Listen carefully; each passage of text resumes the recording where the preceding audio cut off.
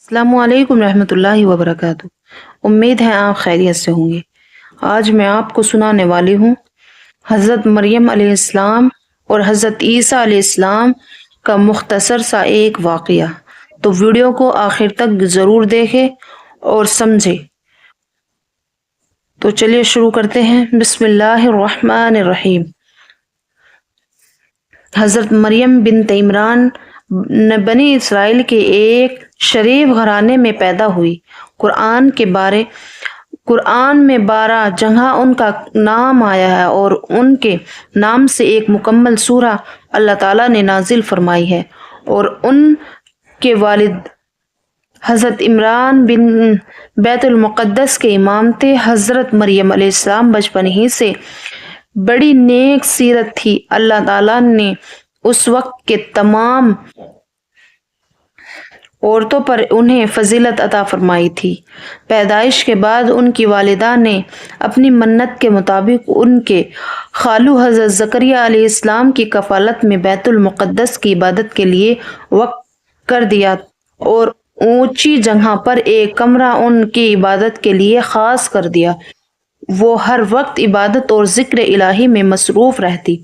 अल्लाह ताला ने गैबी तौर पर बगैर मौसम के उम्दा फलों के ज़रिए उनकी नोश व नुमा और परवरिश फरमाई। जब हज़रत मरियम अलैहिस्सलाम बड़ी हो गई तो अल्लाह ताला ने फरिश्तों के ज़रिए बशारत दी कि तुम्हें एक बेटा अता किया जाएगा जिसका नाम ईसा होगा। वो दुनिया व आखिरत में बुलंद मर्तबे वाला होगा और बचपन ही में लोगों से बात करके आपके पाक दामनी की शहादत देगा। कुरान में अल्लाह ताला ने हज़रत ईसा अलैहिस्सलाम के नामों का जिक्र मुख्तलिफ एतबार से 59 मरतबा किया है। उनकी पैदाइश अल्लाह ताला की कुदरत की एक बहुत बड़ी निशानी है। एक दिन हज़रत मरियम अलैहिस्सलाम किसी ज़रूरत की वजह से बैतुल मुक़द्दस की मुशरिकी जानिब गई हुई थी कि अचानक एक फरिश्ते ने ये खुशखबरी दी कि अल्लाह ताला तुम को एक बेटा अता फरमाएगा जिसका नाम ईसा बिन मरियम होगा। हज़रत मरियम अलैहिस्सलाम ने कहा, मेरी तो शादी भी नहीं हुई, लड़का कैसे होगा? फरिश्ते ने कहा, अल्लाह का फैसला ऐसा ही है और ये अल्लाह के लिए आसान है। फिर ऐसा ही हुआ कि हज़रत ईसा अलैहिस्सलाम अल्लाह के हुक्म से बगैर बाप के पैदा हुए। जब लोगों ने देखा तो बहुत ताज्जुब किया और कहा, मरियम तुमने ये कितना बड़ा गुनाह किया है। हज़रत मरियम अलैहिस्सलाम ने कोई जवाब नहीं दिया बल्कि बच्चे की तरफ इशारा कर दिया और बच्चा बोल पड़ा, मैं अल्लाह का बंदा हूँ। उसने मुझे किताब दी है और नबी बनाया है।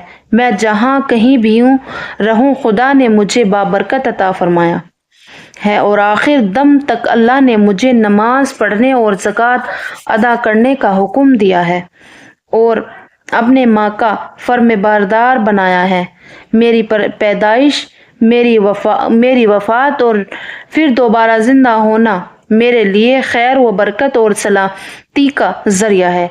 बच्चे की ऐसी बातें सुनकर कौम हैरान रह गई और हज़रत मरियम अलैहिस्सलाम से उनकी बदगुमानी अकीदत में बदल गई। अगरचे हज़रत ईसा अलैहिस्सलाम की गवाही से बनी इसराइल के सामने हज़रत मरियम अलैहिस्सलाम की पाक दामनी जाहिर हो गई, उनकी बदगुमानी दूर हो गई और हज़रत ईसा अलैहिस्सलाम की तरबियत व परवरिश माँ की शफकत में होती रही। मगर फिर भी कौम की शरीर लोगों की तरफ से उनकी पैदाइश पर बदगुमानी और हज़रत ज़करिया अलैहिस्सलाम की मज़लूमाना शहादत को हज़रत मरियम अलैहिस्सलाम देख चुकी थी। इसलिए वो कौम और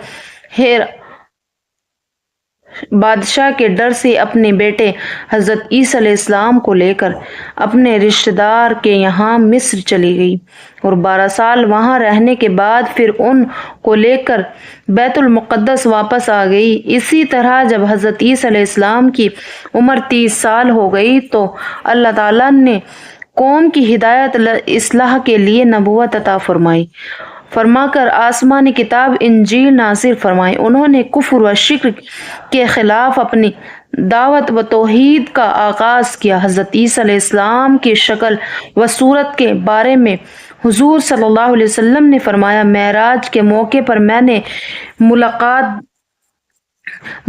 میری ملاقات دوسرے آسمان پر حضرت عیسیٰ علیہ السلام سے ہوئی تو میں نے ان کو درمیانی قد، سرخ رنگ، صاف شفاف بدن اور کاندھے تک لٹکی ہوئی زلفیں کی حالت میں دیکھا۔ اللہ تعالیٰ نے حضرت عیسیٰ علیہ السلام کو بنی اسرائیل کی ہادی اور توحید کی دعوت دینے کے لیے ایسے ماحول میں بھیجا کہ جب ان کی مذہبی حالت ناقابل بیان حد تک خراب ہو چکی تھی، مشرکانہ رسموں کو اس قوم نے اپنی زندگی کا جذب بنا لیا تھا، بد اخلاقی اور بد مزاجی، بغض و حسد، روحانی بیماری عام ہو چکی تھی۔ توریت کے احکام و الفاظ کو اپنی ضرورت اور خواہش کے مطابق بدل دیا کرتے تھے۔ انہوں نے اپنے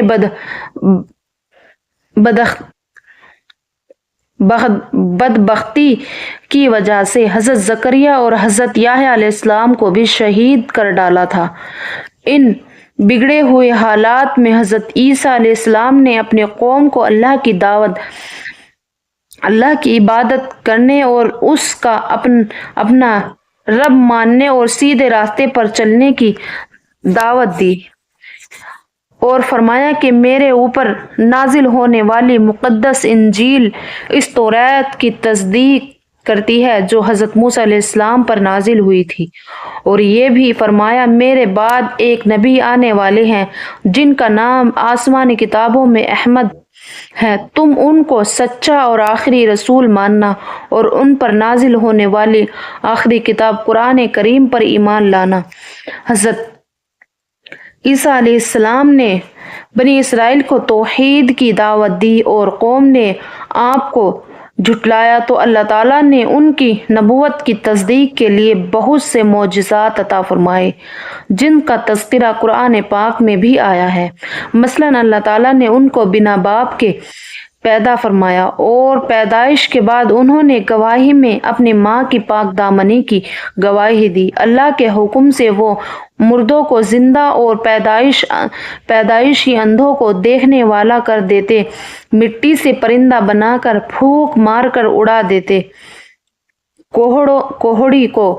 کوہڑ کے مریضوں پر ہاتھ پھیر کر اچھا کر دیتے، لوگوں کے گھروں میں رکھی ہوئی چیزوں کے بارے میں خبر بتا دیا کرتے تھے، اور حواریوں کی پیدائش پر آپ کی دعا سے آسمان سے کھانا کا دسترخوان نازل ہوا۔ آخر میں اللہ تعالیٰ نے دشمنوں سے حفاظت کرتے ہوئے ان کو زندہ آسمان پر اٹھا لیا، اور آخر زمانے میں قیامت کے قریب آسمان سے اتاریں گے اور دجال کو قتل کریں گے۔ حضرت عیسیٰ علیہ السلام نے بنی اسرائیل کی اصلاح کے لیے شہر شہر اور گاؤں گاؤں چل کر اللہ کے دین کو پھیلانے کی جد و جہد شروع کی۔ آپ کی اس دعوت سے محبت و عقیدت میں دن بدن اضافہ ہونے لگا۔ یہودی قوم اس دعوت و شہرت کو اپنے لیے بڑا خطرہ سمجھنے لگی، اور اس لیے انہوں نے بادشاہ وقت کو اپنا اہم خیال بنانے کے لیے حضرت عیسیٰ علیہ السلام پر الزام لگایا کہ یہ شخص توریت کو بدل کر لوگوں کو بددین بنانا چاہتا ہے۔ تو اس مشرک بادشاہ نے حضرت مسیح علیہ السلام کو گرفتار کر کے سولی پر چڑھانے کا حکم دیا۔ ایک مرتبہ آپ علیہ السلام اپنی یعنی اہل ایمان کے ہمراہ ایک مکان میں جمع تھے تو قتل کے ارادے سے یہودیوں نے اس گھر کا محاصرہ کر لیا۔ سارے حواری اپنی جان بچا کر بھاگے اور یہودیوں نے اپنے ایک آدمی کو انہیں قتل کرنے کے لیے اندر بھیجا تو اللہ تعالیٰ نے پہلے ہی حضرت عیسیٰ علیہ السلام کو آسمان پر اٹھا لیا اور اندر جانے والے شخص کو حضرت عیسیٰ علیہ السلام کا ہم شکل بنا دیا۔ یہودیوں نے دھوکے میں اپنے ہی آدمی کو مسیح علیہ السلام سمجھ کر سولی پر چڑھا دیا۔ حضرت عیسیٰ علیہ السلام آسمان پر زندہ ہے۔ وہ قیامت کے قریب 2 فرشتوں کے کاندھوں پر سہارا لگائے دمشق کے مسجد کی مشرقی مینار پر اتریں گے۔ لوگ آپ کو سیڑھی کے ذریعے نیچے اتاریں گے۔ فجر کی نماز امام مہدی کے پیچھے ادا کریں گے اور صلیب کو توڑ کر شرک کی جڑ ختم کر کے عیسائیوں کے اس باطل عقیدے کے تردید کریں گے کہ حضرت عیسیٰ علیہ السلام سولی پر چڑھا کر پوری قوم کے گناہوں کا کفارہ بن گئے ہیں۔ اس کے بعد خنجریوں کو قتل کریں گے اور مسلمانوں کا لشکر لے کر دجال کو قتل کرنے کے لیے نکلیں گے۔ اس وقت وہ بیت المقدس کا محاصرہ کیا ہوا ہوگا۔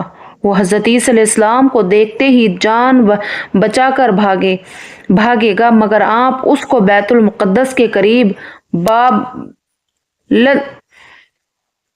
باب قتل کر کے پوری دنیا میں عدل و انصاف قائم کر دیں گے، جس کی وجہ سے مال و دولت کی کثرت ہو جائے گی۔ ظلم و ستم کا ایسا خاتمہ ہو جائے گا کہ